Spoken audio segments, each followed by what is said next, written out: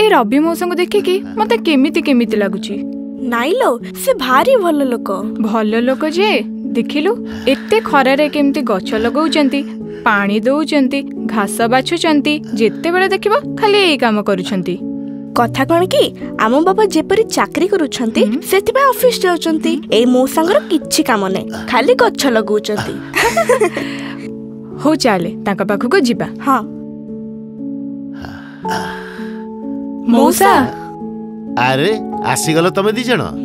आउ आम बगीचा भलो लागुची, मजा लागुची ना? हां मौसा एते कष्ट करी गछ काम काई करूचंती?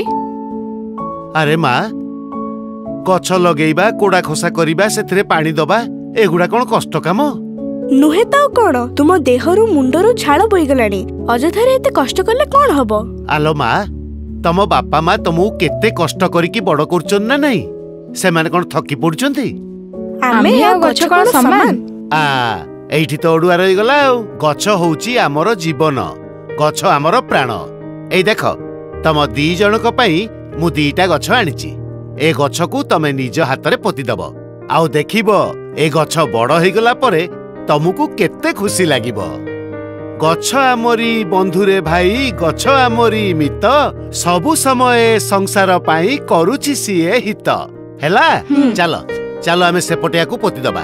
चलो एठी आमे लगेबा। हैला ठीक अछि ए जगहटा। आहा आ हा हा माटी उठा अछि आउ हैला। एने ए गछटा तू लगा ध सेठी पोत। माटी दे दे, माटी दे दे। ध एटा तू लगा। र र माटी काट दे। हैला माटी दे दे भल रकम। हैला हां मौसा एटा की गछ? फल गछ ना फूल गछ? आंबो ओ पिजुली खाइबा को भल लागे। तमे जो सेपटे आजे बाजे गछ लगे न, सेई जगह दिने जंगल होई जिवो। आलो माँ कौन सी गछ आजे बाजे गछ नुह, सबु गछ मनिषर उपकार रे लागे। आ जदि बहुत परिमाण रे गछ न लागिबो ताहले आमे अम्लजान पाइबु कोउठु, निश्वास नबु केमिति? हां आम गुरुमा कहूतिले गछ माने अंगारकाम्ल निज भितर रखी अम्लजान छाड़ंती। ठीक। आउ गछ नथिले मृत्तिका संरक्षण भी संभव होबनी। आमे जो माटी मा उपरे चाली बुली नाची कुदी चल प्रचल होउछु, सेई माटीर संतुलन भी गछ रक्षा करे। गछ बिना आम परिवेश स्वच्छ सुंदर होई परिबो नाही। आ परिवेश ठीक न रहिले आमे भी सुस्थ रहिबा नाही। जानिच आउ गछ नथिले पाणीपाग भी बदली जिवो। वर्षा दिने ठीक रे वर्षा हबनी, खरा दिने खरा हबनी, कि शीत दिने भी शीत हबनी। आउ एमिति हेले ना आम मनीष मानक सहित पूरा जीव जगत विपद रे पड़ी जिवो। ए देख देखिला बा मौसा तुमे एई चढ़ई मान पे पानी रखिच। गछ भली चढ़ई मानक भी तुमे भारी भल पाउछ नुहे? अरे चढ़ई माने नथिले आम शस्य क्षेत्र नष्ट होई जिवो। केते प्रकार कीट पतंग अछंती जो माने शस्य को नष्ट कर दियंती। एई चढ़ई माने परा तांगु खाई दियंती, नहल तो मरुडी पड़ी जिवो। आमे माने भी खाइबा को पाइबानी। सतरे मौसा एक कथा मु जानि नथिली। मते भी एक कथा जाना नथिला। मु भाबुतली चढ़ई माने केवल गछरु फल कोली खाई उड़ी बुलंती। ईश्वरंक सृष्टि बड़ विचित्र लोमा। वृक्षलता कीट पतंगठु आरंभ करी श्रेष्ठ जीव मनीष पर्यंत एमिति सृष्टि भगवान करिसंती जे विश्व पाई समस्तंकर अवदान रहिछि। देखिलो मौसा तुमठारु हमें कित्ते कथा जानिलु।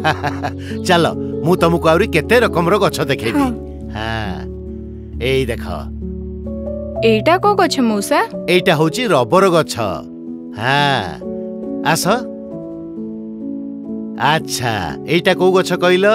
जानिनी। मु भी जाननी। एटा होची आपुल गछ। हां सेओ गछ। हां आस आस आउरी बढ़िया गछ देखौची तुमको। मौसा आउ एटा? एटा चंदन गछ।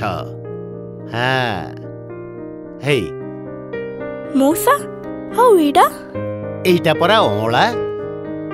अच्छा मौसा गछ लगेले आउ कोन सब उपकार हेई थाए? गछ लगेले ताहा शक्ति संरक्षण रे सहायक हेई थाए। आमे त्याग करूथिबा अंगारकाम्ल को ग्रहण करी गछ हमकु देउछि प्राणवायु अम्लजान। ବାୟୁମଣ୍ଡଳରୁ ଅଙ୍ଗାରକାମ୍ଳ ତକ ଶୋଷି ନେଇ ବାୟୁକୁ କରୁଛି ପ୍ରଦୂଷଣ ମୁକ୍ତ।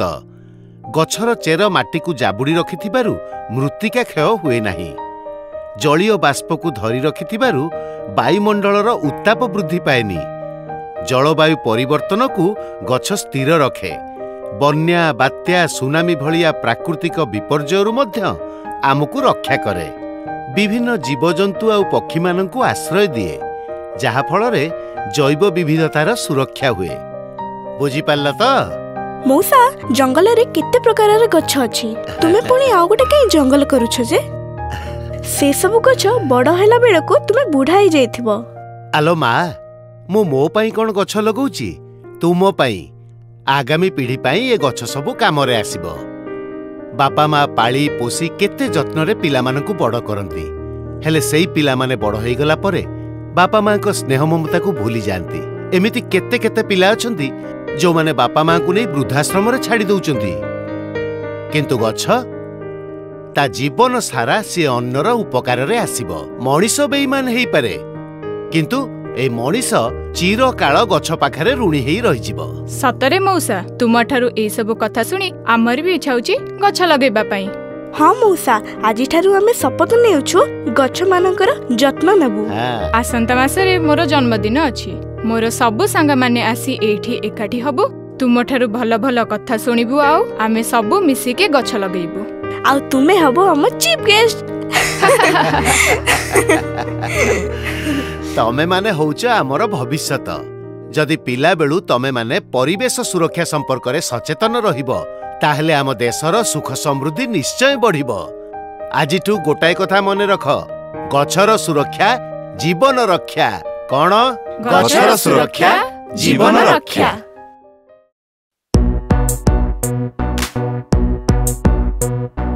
ଗଛ ପରାମ ମିତ, ଜୀବନ ବଞ୍ଚାଏ, ଅମ୍ଳଜାନ ଦେଇ କରେ ମଣିଷର ହିତ। ଗଛ ଲଗାଇବା ଫୁଲ ଫଳ ଛାଇ ପାଇବା, ତାଠାରୁ ମୁହଁରେ ଫୁଟିବ ହସ। ଗଛ ପରାମ ମିତ, ଗଛ ଲଗାଇବା